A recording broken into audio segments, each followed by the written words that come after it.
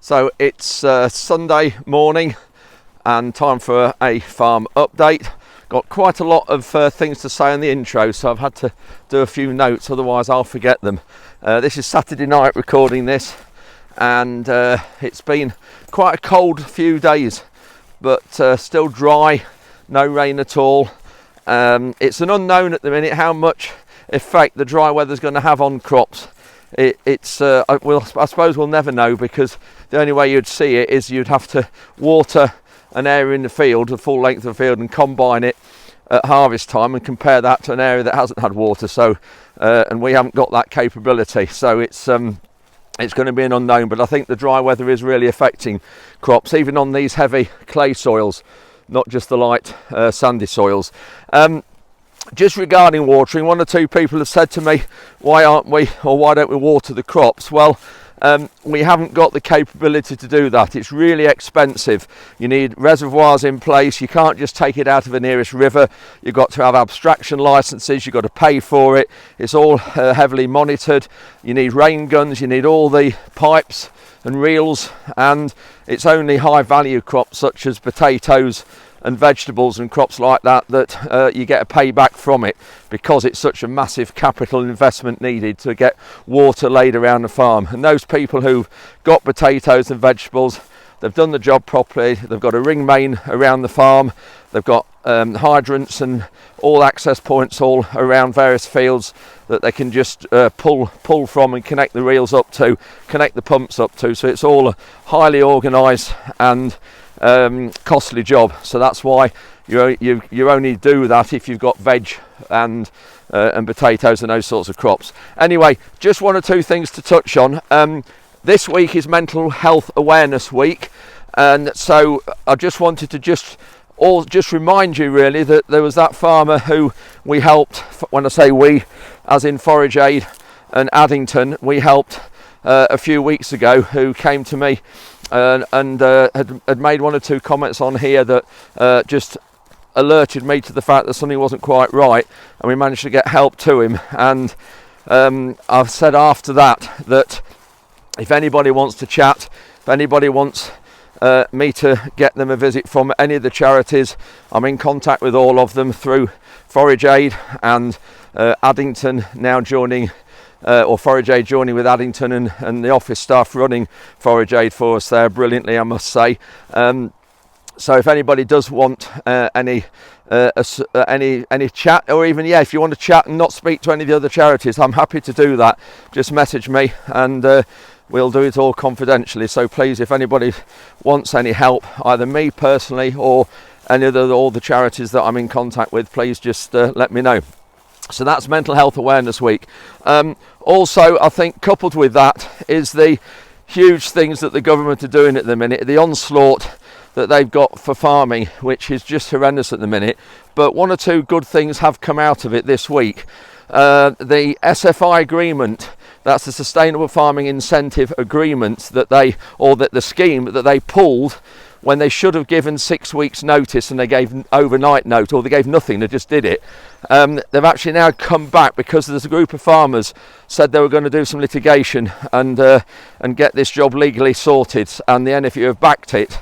And so the government have actually stepped down now, and they've said that there's about 3,000 farmers that had some applications that had started. Those ones can get up to £9,300 in grants, and so they've reopened that because of this litigation pressure. So that just shows what can be done. Regarding mental health, Farmers Guardian did a survey recently, and they said the survey results came back that 84% of the respondents said that the government proposals and the way the government are attacking farmers has had a significant impact on their well-being, on the farmers' well-being and state of their mind, which is just huge really. And I just think the government really just need to think on this.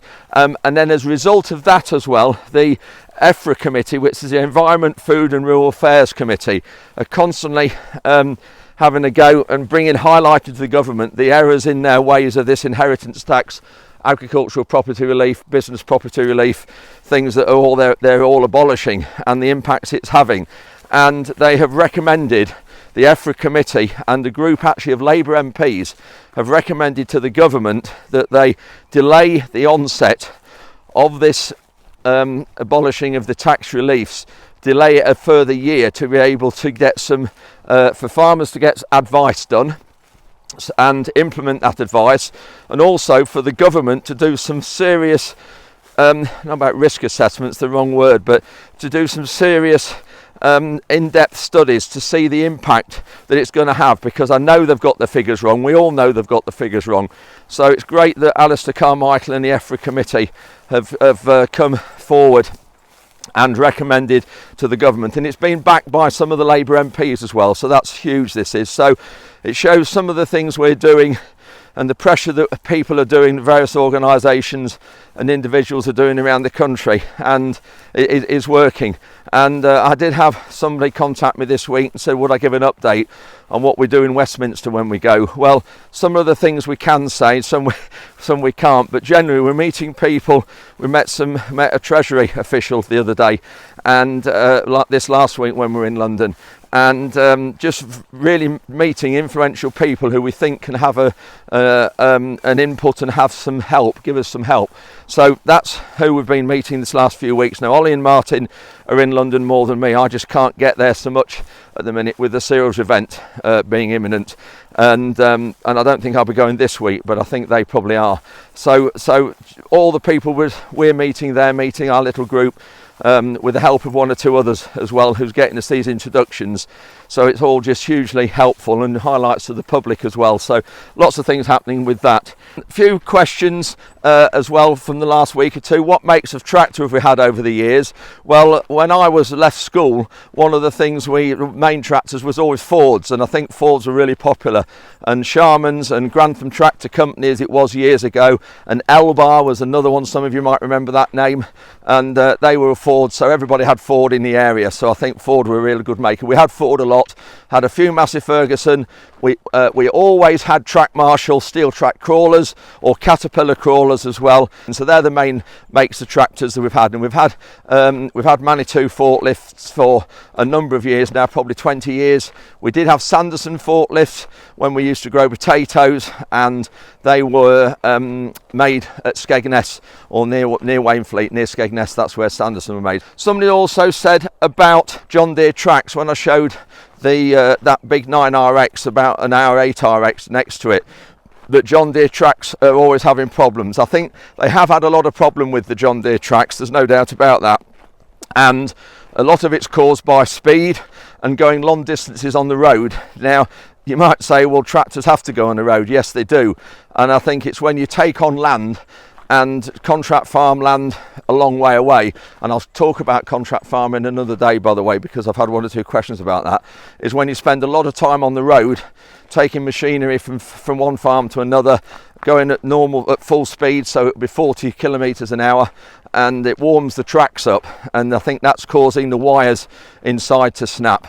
And also the edges of the tracks curl up because John Deere haven't been fitting full width idlers.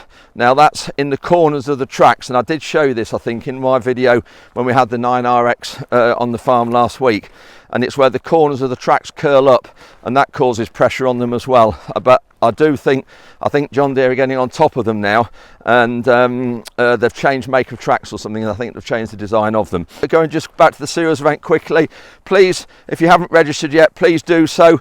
And as I've always say now, you don't have to be a farmer to come to the cereals event. There's going to be around about 400 exhibitors there, 20,000 people, lots for you to see. So if you're interested in food and farming and the countryside and machinery, and you're not a farmer, please do come. You'll really enjoy it. There's a huge amount to see, and if you use the discount code that's in the video description and use Waffle25 as the code, then you'll get 50% price tickets, and also that will get you a link into next year's event where Jeremy Clarkson's hosting it. So please, if you haven't registered for the cereals event yet, please do.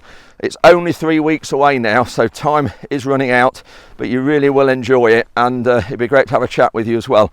And we've got one or two announcements that we're going to be announcing next Sunday, that generally regarding, well, I'll just leave it to that. We've got a big announcement to make next Sunday. And also the Country Landowners Association, the CLA as it's known, have got a breakfast that if you want to go to that and hear and me talk, you can ask me questions. There's other panel members there as well. Should be a good hour, maybe hour and a half first thing in the day. I think it's 8 o'clock on day one. You can register for that, and the link to that is also in this video description, and it is free. So please, if you want to come along to that, it'd be great to see you there as well. Anyway, that is it now for the intro. I said it was going to be quite a long one. I've got this heap of chicken up behind me. You saw that we did the put here the other day. So we've got, in this update, we've got the haricot beans. So Eric came over from Warwick University this last 2 or 3 days ago, and it's so dry we really didn't know whether to put any beans in or not. Now, we've got 3 varieties going in. We've got more Godiva seed than anything, so we did actually plant 2 hectares or 5 acres of the Godiva the other day, and you will see that in this update. Chat to Eric as well about how the whole bean project's going. We also had 3 TV companies here that day. We had a French company, we had a French TV company, we had ITV, and also Channel 5 were here as well. So great coverage of the whole project. Also in this update, we're looking at water from the reservoirs, because I just visited one of my cousin's reservoirs that's about 2 or 3 miles away, so we're going to hopefully get some water out of that, either maybe on Sunday or early next week. Also a little bit from the Young Farmers Rally. I was judging at the rally this week, and I was judging one of the classes there, so a little bit from that. And also from a dairy farm I visited in Wales when I was in Wales last weekend. Got a few minutes from there as well, which will be interesting. So a packed waffle today. Hope you enjoy it, and thanks very much for watching, and we'll see you at the end. So just one thing before we get into the update, because somebody's bound to mention it. You might have seen me limping a bit in this intro. The other night when I was getting water and watering the plots up at cereals, I don't really know what I did. Well, I've done something to my knee, and I don't know whether it's an old injury, but I was in agony with it that night. Now, a few years ago, I used to play hockey and tennis for the county, for Lincolnshire, and I had a hockey injury, a really bad hockey injury that finished me playing hockey when I was in my late 20s, that I really broke an ankle really, really badly. I got stick tackled, what you call stick tackled, and I've got pins and bolts and screws in one of my ankles.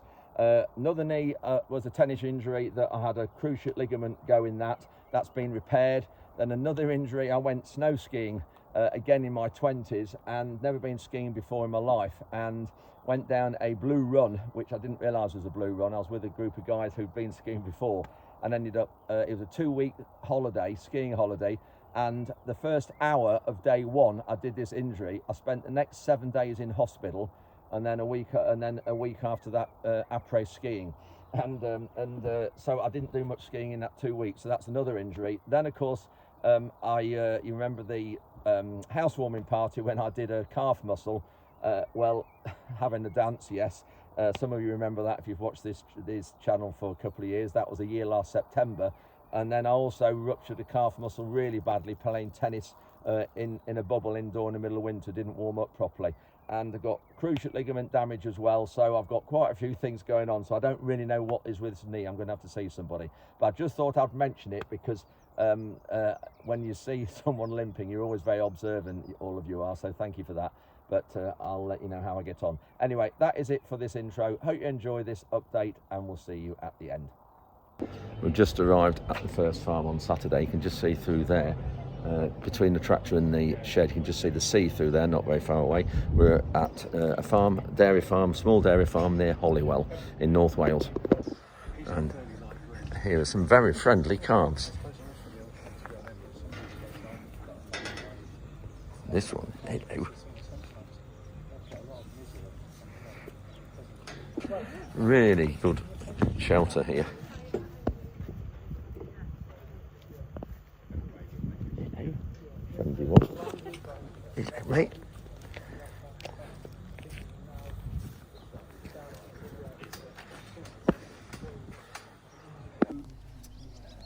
Here we've got a grazing platform of 100 acres, which is basically put down to rotational grazing, and then we've got land that we rent in Whitford, about 5 minutes away. That's about 50 acres, which is silage.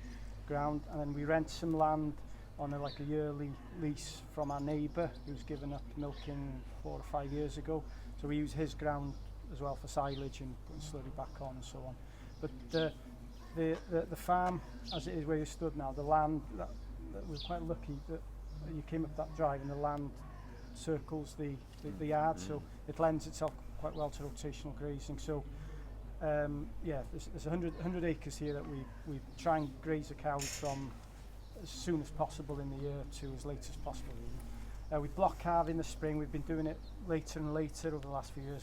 We try and carve everything down now in 8 weeks between. We plan started calving this year was 20th of March, and we're just down to the last sort of handful now calving. So we're a Holstein Friesian herd, produce about 7,500 litres, a tonne and a half of cake. We have been feeding a bit more like those grains, possibly just in not as much in the shoulders now, but during peak time, you know, like I was just saying before, it's either too wet or too dry. And when it comes to the AI period, it's crucial that the cows get enough energy and protein to get in calf. So we've moved the calving pattern. We used to calve since the 1st of February over 12 weeks, but we supply to Arla, and they've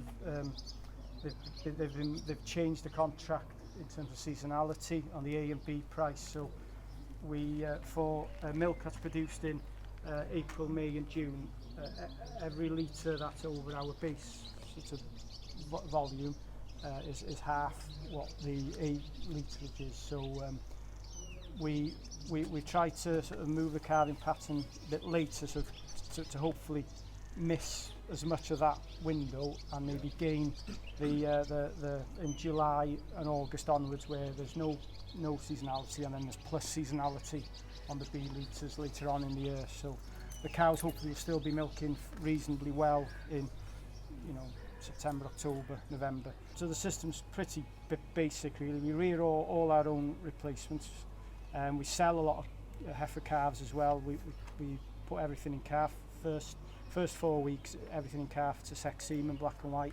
But for the last couple of weeks, we use Wagyu, short gestation Hereford as well. The reason we use Wagyu is just because they're very easy calving, they're short gestation, Right. and yeah, you know, the Anguses are fine, but maybe they tend to be heavier, and we just want the calf out as easy as possible. Especially in the late block calving cows, you want them because you want them to try and catch up really for the next cycle. So last year they were the people used to come and fetch us the calves. They were quite selective of what they wanted and how much they would pay. But this year it's totally different. They'll go, oh yeah, I'll have that, and you know, the price, because they see prices gone up in the market. Quite keen on getting cows out to graze as much as possible. So we measure from early March onwards, weekly, as best we can. So then we have an idea of what, you know, which paddocks the cows are going to next. So we've got here, this is the last 5th of May when I measured last, which was I think Sunday.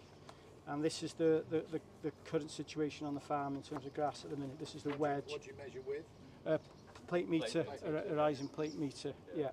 You've not been tempted to try satellite measurement? I tried it I signed up for a free 30-day trial a few years back, but it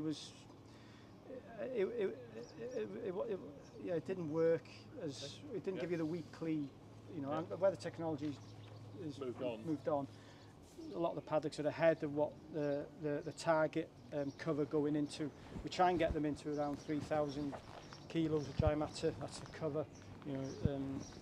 But what we have been doing is pre-mowing, which is, you know, just going with the mower in front of the cows and letting them pick it up, rather than getting somebody to come down to bale a paddock. It takes about, this time of year, about 2 hours to milk and wash down. So you're milking 100 cows? Yeah. So you've got 5 fill-ups in the car? On either side. Yeah. In total? Yeah. So there's 108 going through the power now. Yeah, we'll have 6 sides, 6 on either side. Yeah, So how old is it? About 25 years old? Yeah. I mean, it's got another 10 years. Yeah. But I don't know what. You know, by then, Have you got a successor? No, I've got nephews that might be interested in their own mine. I'm 46 this year. Yeah, 10 years time. These are the last few. That one calving, is that heifer? No. So we got there's four just slightly further away, and these are the imminent ones. I can probably, after one or two more of these will calve, I'll put everything in here. So we try and keep about no more than 7 or 8 fresh, close-up ones here, really. And then all the furthest away, I've been in these cubicles. I haven't had to have a yard space for milking cows this year. They've been, since we started calving, they've been outside. It's perfect, and you've got some sort of half-baked muck.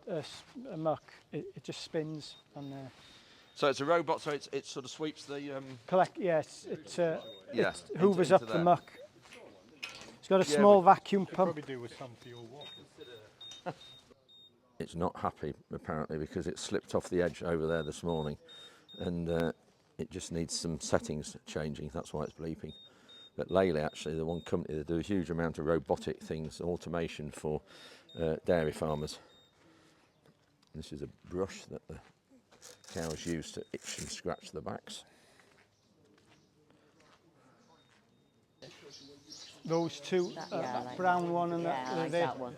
they're the there's the 3 embryo ones with the ET on the names. Which ones? They're the IVF ones, that one in the middle. The sort of brownie ones? Yeah, and the 2 brownie ones on that side. I love the one lying down. They're off, the 2 brown ones are off the same sire. Yeah. And then this one here, 23, is off a Viking genetics sire. But the 3 of them are from the same. That's nice. Um, Quality. Luna, he's an Irish. So there's a mixture of Irish, Frisian, Holstein. I keep a few bulls every year, DNA tester bulls. So this is one. He should have been a heifer, but he's off a good. He should have been. Yeah, he should have been. All confused. He got all confused. We have our moments. Yeah. So I've kept him, and I've kept another 2 of the bulls. He came from Sexema. Yeah, but 90%. Sort of 90%. is it? Yeah. So you get 1 in 10 that'll end up. Yeah. We've had, I think, 3 this year. 3 bull calves. So yeah, I'll keep him. Then this bull behind us is the same. We kept him last year. Did a DNA test on him. Basically, if he's easy calving ease is the main. So I'll keep him. I sell some bulls as well to farms. 2 of his mates were sold. Every time I have to tell him. Every time. It's just general health for them as well, I think. All Nathan knows is veg. And it was true. Tend to know other things. If you believe in it or not, if you want them, they do say Now, I'm not going to try and pronounce your name because I've tried 2 or 3 times and I can't do it. So, your name, please. My name's Einir Williams, Yeah. and I work for Farming Connect in Wales. So it's a government-funded project which helps farm businesses with knowledge transfer and to improve their businesses and training as well. So it's all funded by the Welsh Government? Yes. Yeah. Right. And all over Wales or just certain parts? No, all over Wales. Any eligible farming business, it's free to join. Yeah. And then we can support them all the way from training courses to setting up joint ventures to open days on farms such as this, What we Moor do- Farm. yeah. So Moor Farm is one of our demonstration farms on the network. It's one of a series across Wales which we are working with for the period of the programme. At the moment is Yeah. 3 years, so we're in our 3rd year. So we've been working hand in hand with Rhys here at Moor Farm, doing projects on genomics and on grassland as well. And do you do loans and things like that or not? Or is it... No, we don't. We don't capital fund anything, but we do fund training and business advice as well, and technical advice. You can get an eligible farm can get up to 80% funding on business advice and 70% funding on agronomy advice, for example, and it covers quite a lot of different stuff. So if somebody wanted to put up, say, a new building or a new dairy or something, you could help, you could advise on that? We have a framework of advisors that work with us, and a farmer could go and pick and choose his own advisor. We would then 70% fund his or her advice then on farm. And is there a cap at that level at what you go to? Yes, it's capped at 1,400. Oh, right, so it's decent So amount. yeah, it is a decent amount, and we have got the best consultants in Wales on our framework as well, so we're quite lucky. But here, when you look at here, and these calves here, aren't they just lovely? They're fantastic, They aren't look they? really good, Don't they? Well, you know, and I'm not used to seeing the things on 4 legs, apart from the dogs. But they do look to me. And look at these here. Just look at this, how friendly they are. Just lovely. Yeah, they look so content and happy, yeah, don't they? They are happy, aren't they? Yeah, and I mean that's everything, isn't it? A lot of it in livestock, isn't it? If they're content and happy. Because I think in terms of calf health as well, Yeah. they have to be happy and content. Yeah. Otherwise, the stress then Brings leads on to pneumonia and other things. Exactly. Yeah. Yeah, it does. Oh, brilliant. Well, that's great. Well, thanks ever so much for organising today. Really enjoyed it. And being an arable farmer, and in our group, we've got somebody who's from Southampton who's been managing a massive company, 10,000 acres of vegetables on the south coast. And then we've got somebody else, a journalist. They've got their own company, and all different things our group is made up of. So we've really enjoyed it. So thank you very much for taking the time. No problem, and thank you for coming to North Wales. Yeah, we've enjoyed it. Thank you. It's Thursday morning, and we're up at the Heath. You can see we've got the weaving drill on the back of the RX. Eric's here from Warwick University. We've got all the seed on the trailer here. That's the bean seed, but we're just looking at the minute that we're just thinking it's maybe a bit too dry to plant all the beans. So we are just going to put, I think, 2 hectares of some of them in. Tom's just going to calibrate, and then we're going to just get going. But we've got a few TV companies here today. We've got ITV Calendar here, that's our local regional ITV. We've got Channel 5 here as well, and some of you might see the feature in Channel 5 News, which will be out tonight. That's Thursday night. Of course, this is Sunday when you're seeing this. And also we've got a French TV station here as well. So we've got 3 TV companies here featuring the beans and also the cereals site, and generally about farming and food production and how dry it is, how it's affecting or going to affect the amount of food that we'll produce this harvest. We've just got a lorry arrived to be loaded with some malting barley that's in number 2 shed there, just near the manatee. So I'm going to load him while Tom and Eric are calibrating the drill. So Tom's just backing up to the hedge, but we've got all the TV here.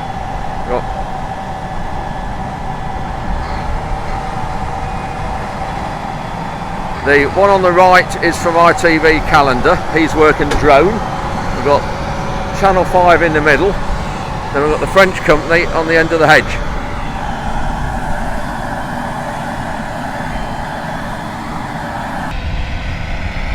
So second breed, we are planting this short way on in the field. Put them in deep as well to try and hit some moisture. But we're doing it short way on rather than up and down. Because we've got 3 varieties going in here, and it'd just be easier to manage it cross way on, because there might be some different harvesting dates, different spraying dates. So that's why we're doing it short way on. And then we're not going to have, because we don't want any cross contamination on the ends, we're actually going to have 2 breeds with the drill lengthways down this hedge side with the cover crop when we've finished drilling the field, because we don't want any contamination of the varieties. Because the problem you've got, you'll drill a variety of beans along up and down this hedge side, but then when you drill the angle where Tom is now, when you cross it, because you have to drop the drill in and overlap a little bit, you'll have a contamination, so we don't want that. So that's why we're going to just, Tom's backing up to the hedge like this, and then we'll plant cover crop on this long side.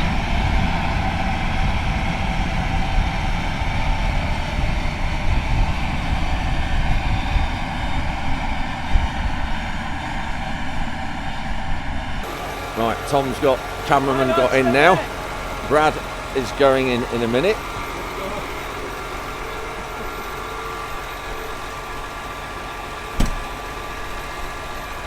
What do you reckon, Brad? I think it's good enough for the job. Do you want to swap jobs? I do today, yeah.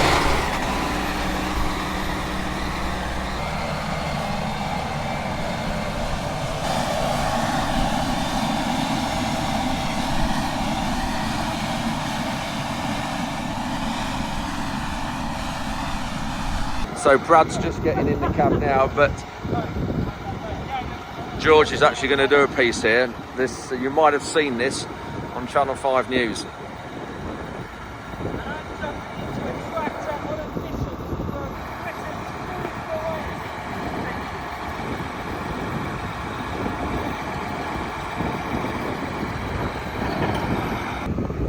So what do you think then, Brad? My dream is not every day that you get to step foot into that. Which was incredible to see how it works. All the technology inside, I've never seen anything like it. Absolutely incredible. It's incredible. It's much more advanced than most cars.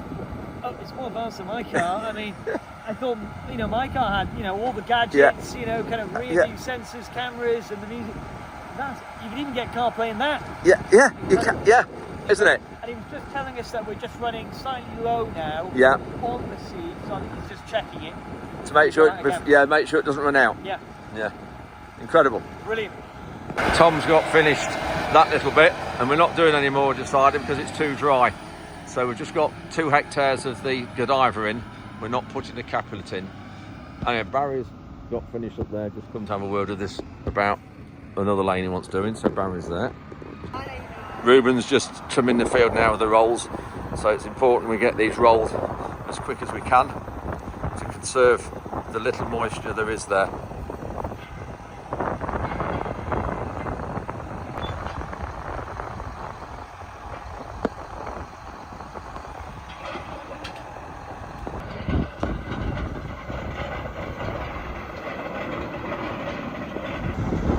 You can just see it moving the soil in front there. Ruben's doing it really slow.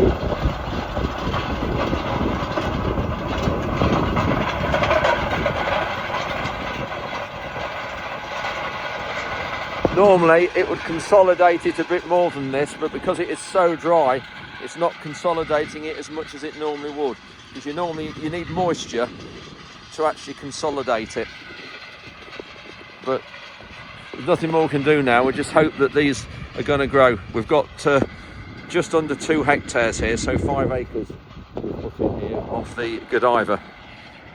So, Eric, we've just had a day and got 2 hectares planted. Yeah, but we're organised. We're organised. Got all the materials together, the planter's ready. Not been a waste of time at all. No, to get the planter set up so we know that's going to work. It's all calibrated.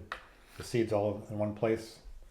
I didn't get a clip of the what do you call it, inside the seed head, the rubber and the cushioning. Yeah. So we've got we've found, judging by what Eric had told us, what he found, you found that the inside of the hopper of the weaving drill with the what do you call it, the seed turret, the distributed head is hard plastic, and when the air throws the beans against it. Well, it's stainless steel, isn't it? It's stainless steel, is it? Yeah. So the seeds are being blown up inside the weaving drill. Yeah. And then they hit that ceiling and then get dispersed out into the tube. Into the tubes, yeah. And you're finding it splitting when it hits that. Yeah. The metal surface will tend to break up. Yeah. The beans. So we've made a bit of a. Well, what do we do? So I didn't see you do it.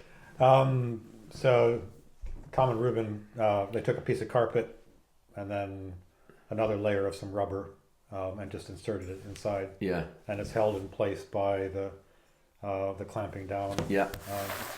So the rubber there is just to seal it. Yeah. So and it's worked. And it works fine. Yeah. So we've so what we've done is we've got that ready. We've got the 3 varieties. We've got the Capulet, which end up being obviously made to bake the baked beans. We've got the Godiva, which is the blonde bean, and the Olivia, which are the black ones. And the last 2 are for cooking. Aren't they, to go in casseroles or stews or the huge number of uses. The market for the brown and the black initially is going to be selling those dry beans to people that know how to cook dry beans until we get the volume up with all 3 varieties. Eventually, in a couple of years' time, we might have a volume that can go into jars or cans or frozen. But for now, it's just getting all 3 varieties seed increase for the next 2 years. Yeah. And today, like what we did plant in the ground, we have the most seed of Godiva. Yes. So we put in enough for 2 hectares. There's enough for another 6 hectares. The soil is very dry. It is dry, isn't it? There is some moisture there, but it is quite a way down. Yeah. So we put the beans in deep. to try and hit that moisture. But the danger is if the beans don't hit the moisture, and then we're going to need more rain to get to the depth of where the beans are. To penetrate down. It's a catch-22, isn't it? Yeah. It's, do we try and hit the moisture now, or do we set them shallow where we know they're in dry soil and it'll need less rain to trigger them? And we don't know. Well, the forecast is rain maybe in the next, sometime in 2 weeks' time, 10 days' time. Yep. So just putting something in now, if it does work, if there aren't enough moisture and they germinate, we'll know that in that 2 week period. But it's all about learning, isn't it? It's there, yeah. This is the thing, and it's a whole new project, and it's all about learning. And of course, the Capulet beans, which was so successful the first year, last year when we grew 150 acres, they weren't because of the weather, because it was just so wet.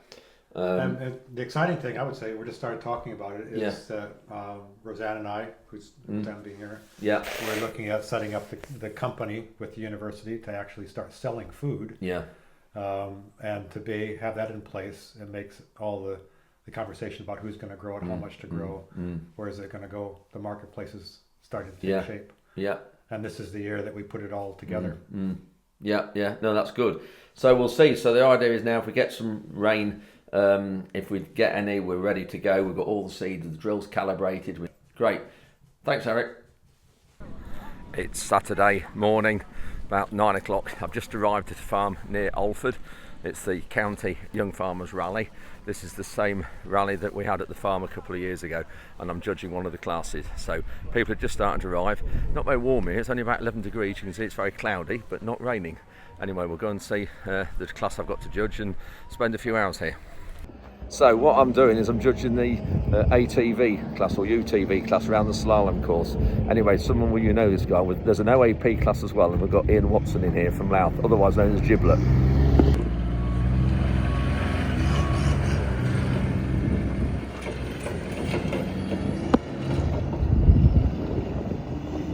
This is where it gets them now, when he has to back into here.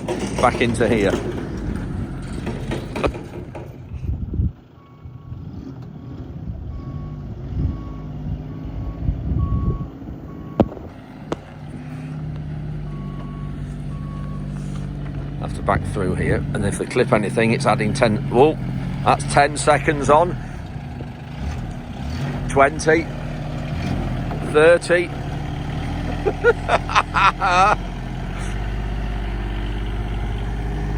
And then back up to the bucket.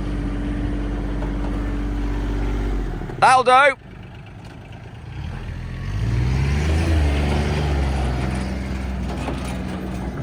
$40.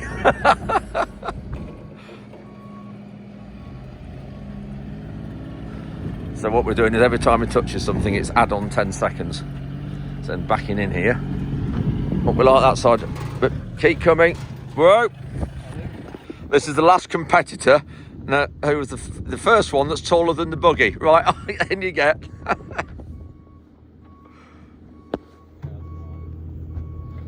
How tall are you? Just 7 foot. 7 foot? Oh, crikey. So here we are, the difference between 5'8" or whatever I am, and 9 and 7 foot. A lot. Is that what you are? 7 foot? Just 7 foot, yeah. Crikey, look at that. There we go. 7 foot. And he's just done a really quick time as well. 2 minutes plus one penalty of 10 seconds. So, yeah, you're in the top, probably the top 2 or 3 there. Well done. Thank you. This will be interesting. We've now got Giblet. See what a hash up of this he makes.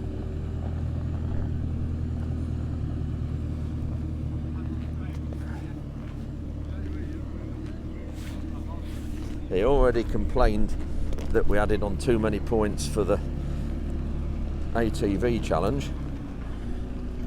So we'll see what he does here.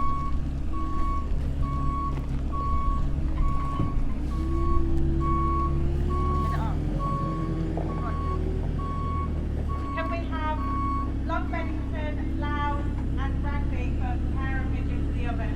Thanks, bye.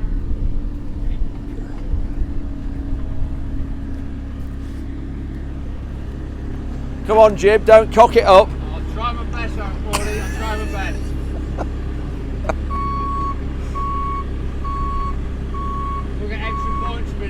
pressure. What are you doing stood there? Get run over. Just testing to make sure you're awake, Yeah, which will be the first time ever.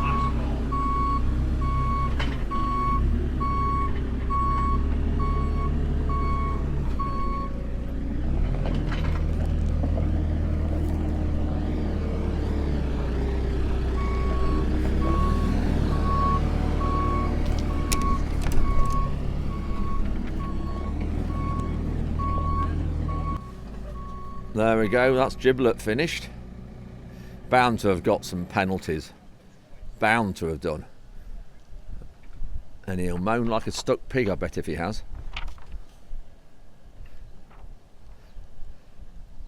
Come on then, Giblet, how many penalties? None at all, Mr. Ward, none at all. Oh dear. Clean drive. So despite him saying that there was no penalties, come on Giblet, that's your time mark. Unfortunately, the wind blew the cone Ah, and the dust stuck on it. look at Due that. to the severe lack of rainfall on the marsh. Oh dear. So this is the important area. Heading off now to get some lunch.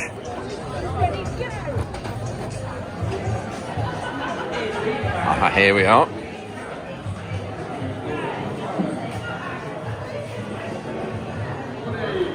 Oh, look who's here.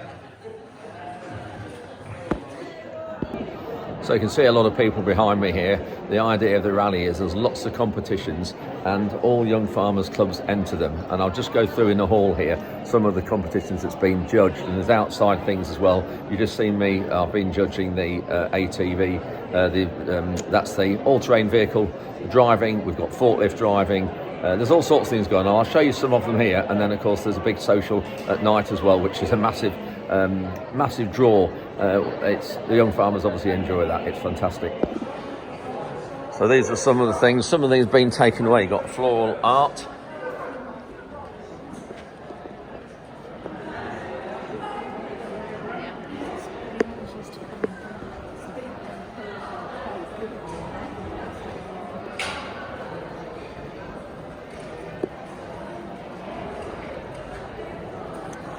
Now we're talking.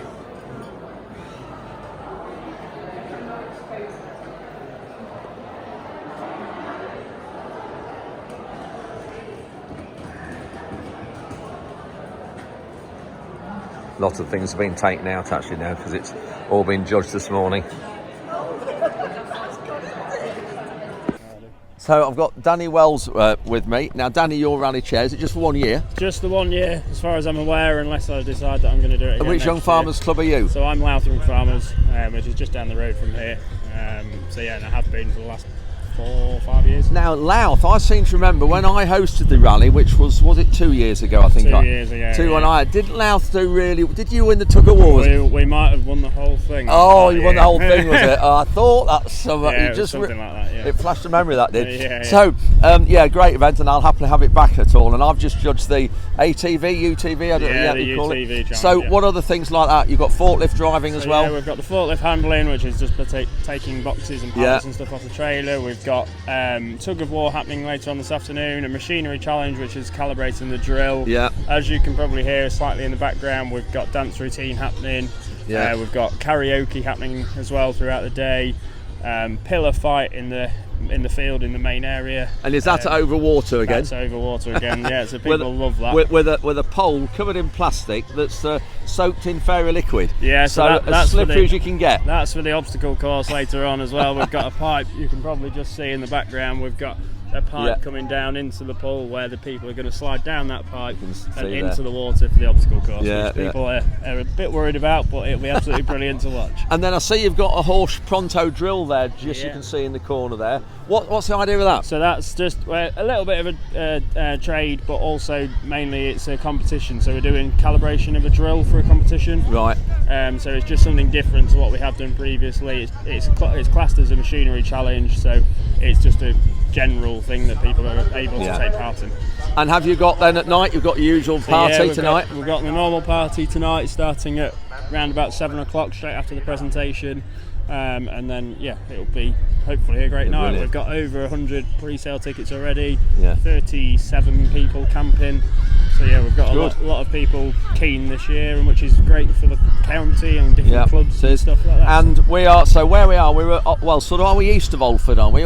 Yeah, we are. So we're at Longlands Farm at Witham, just east and so we're not that far from the coast, are we? No, we're literally 10 minutes in that direction. We've got Mablethorpe, and you're on the sea. And it's cold, isn't it? It's cold here. Yeah, I mean it's not as bad as it was yesterday. But the main thing is it's not raining. It's not raining, exactly. Yeah, it is. Couldn't ask for a better day, really. No, it's ideal. No, well, that's great. Well, thanks, Danny, and good luck with it as well. Good luck tonight and everything. I hope it all goes. Thank you very much. It will, and it's a great event. And I think for having this sort of thing in Lincolnshire is fantastic. Obviously, we've got about the cereals event, but we've got Young Farmers area for all young farmers at cereals, which again is great. First time that's happened, so I hope to see as many of us as possible. Can you just remind everybody, when you get a chance on the microphone, please to do for that to visit cereals, and there's free tickets to get in there as well and everything. So that'd be great. So good. Right, thanks, Danny. That's brilliant. Thank you very much. Thank you. Cheers. Look what I've just spotted. Forage jade. Now I was selling those when we had the rally 2 years ago. So that is the charity that I started along with a few others in 2014 to help livestock farmers. This girl's really good. They were literally about 10 minutes on the last one. I'm not sure how long off they are. Come on, Charlotte. Come on. Oh, that hurts, doesn't it?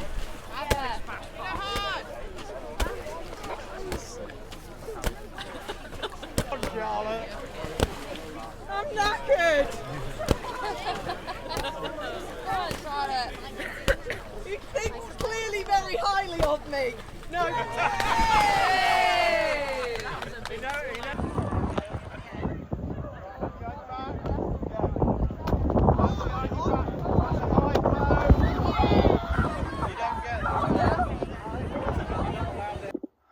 So that's it for Sunday update. You can just see behind me it's cloudy. This is about 7 o'clock Sunday morning. I'm just editing this before it goes out in an hour's time. So hope you've enjoyed this. Apologies if it was a bit longer than you was expecting. I've got a few things that I thought if I didn't put them in this week, they'd be sort of out of date if I saved them until next week. So apologies if it was a bit longer than normal. But anyway, thanks ever so much for watching. You can see it's cloudy, but no rain forecast. But I did hear a whisper that there might be some end of next week. But anyway, we'll see. Thanks ever so much for watching, and we'll see you midweek.